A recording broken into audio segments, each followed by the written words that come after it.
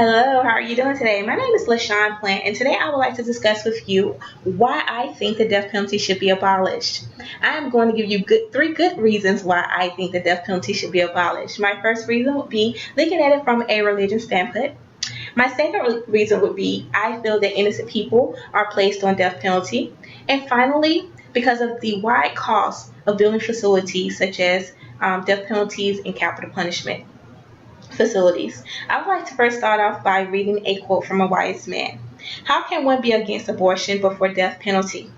That question holds great concerns, I'm sure not just for me, but for a lot of other people.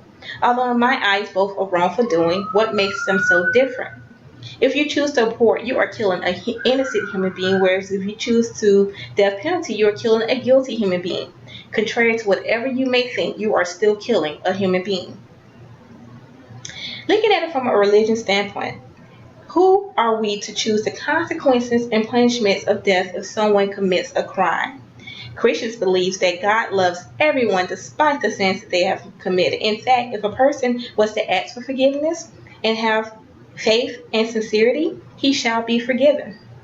Roman Catholics believe that human life is sacred, and when one life is taken, you have taken or relinquishing his rights to life. Other religions hold great debates on the subject matter of capital punishment because there are passages in the Bible that are unclear whether if capital punishment exists in biblical times or not. While they are unclear, what is definitely clear is the passage that reads, "Thou shalt not kill." Secondly, I believe innocent people are being accused of crimes and placed on death row. It is widely argued that most people who are placed on death row are those who are considered minorities. Because these people are unable to afford lawyers, they are oftentimes guilty of crimes they may not have committed. Another quote that I found: "The most glaring weakness is that no matter how efficient and fair the DP may seem in theory, in actual practice is primarily inflicted upon the weak, the poor, the ignorant, and the minorities." From Pat Brown, our former CA governor. Although most cases where someone was placed in jail for a crime they did not commit happened years ago, they only shows that situations happens and lives were put on hold for years because before these people were released. Mistakes happen, and just like those cases, people were simply in the wrong place at the wrong time and all evidence pointed straight to them. Have they had a lawyer to present their case, it's a great probability that these situations may not have taken place.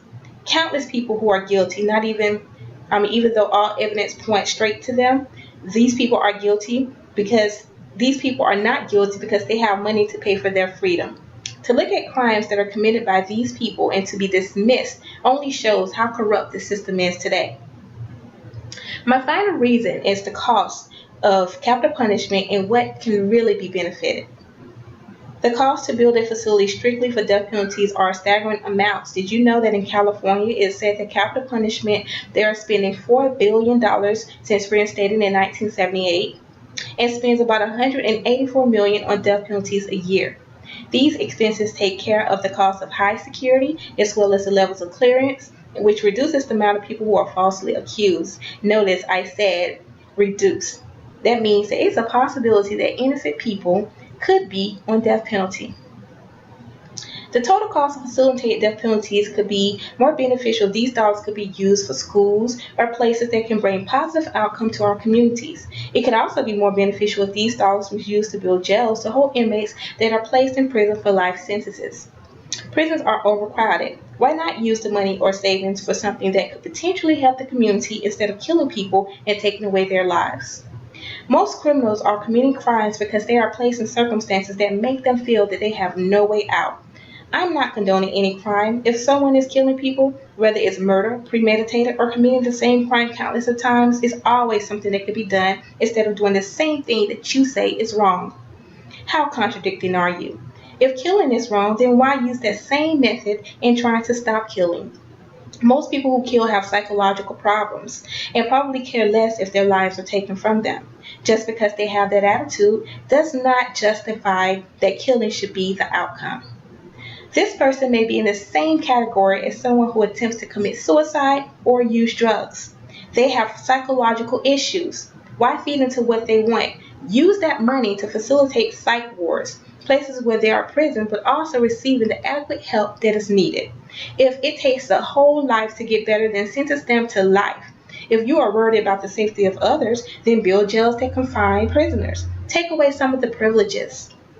Prisons are too comfortable anyway. When you have people who want to go to jail just for food or for a roof over their head, then it's time to consider making a jail a place you do not want to be. Death penalty should be banned. You have so many people who are against capital punishment. If you cannot prove without a doubt that you are imprisoning and placing someone on death penalty whom is not guilty of the crime, then death penalty should be banned. If it costs more money to get the same outcome of building a prison that is used for capital punishment, then ban it and build facilities that are more beneficial. If you can't be fair as to who you elect to be on death row, then it should be banned. I would like to conclude with another famous quote. Many that live deserves death, and some that die deserves life. Can you give it to them? Then please do not be too eager to deal out death in judgment. And that is the conclusion of why I feel death penalty should be abolished. I've also presented to you different graphs to show the statistics on death penalties and their ratings. Please. According to the NAACP of 2014, there are 35 states in the United States that actively with the death penalty. And there has been a total of 1,348 deaths due to the death penalty.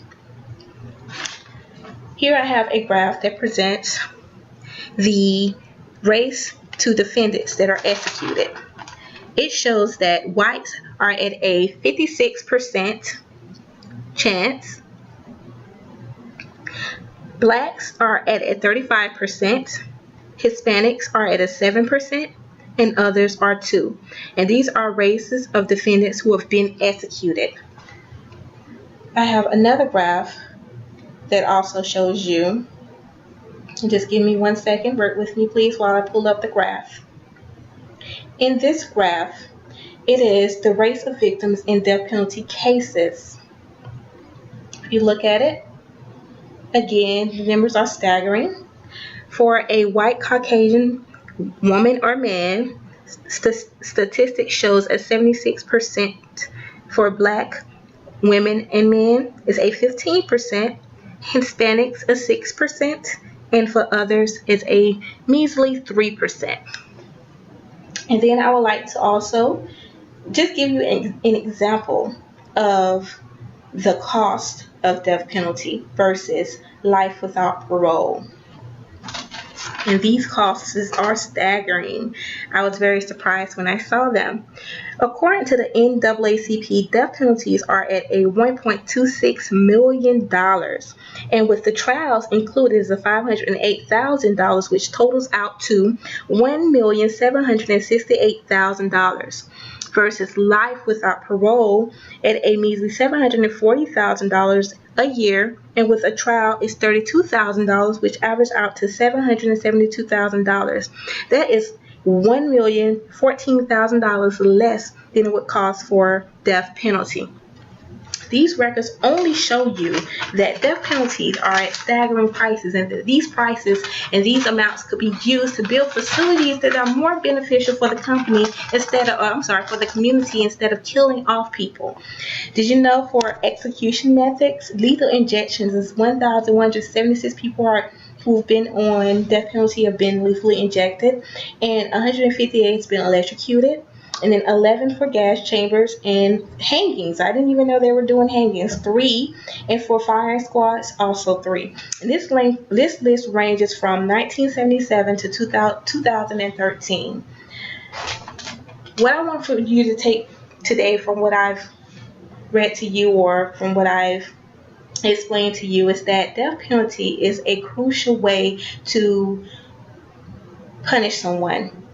I mean, we have life without parole. It is equally the same as death penalty. I mean, you're putting people in jail for life. I mean, they have no freedom. They cannot enjoy the world. If you were to make prisons that more tougher, trust and believe they're not going to want to go to jail for life without parole.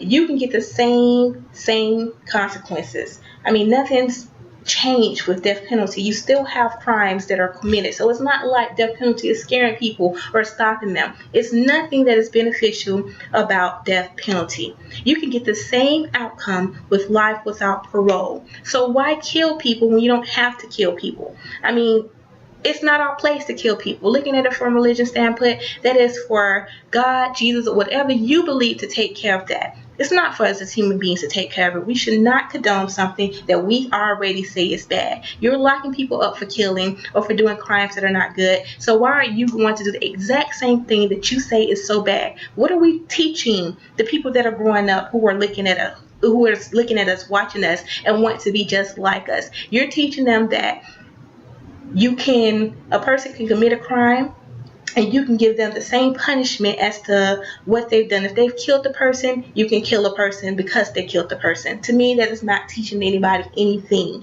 It's not changing anything. Life is still the way it is. Crimes are still existing today. Life without parole is the way to go. I would like to conclude with you everything that I just spoke about. Hope you took something from it. If you have any questions, please let me know. If not, thank you for your time.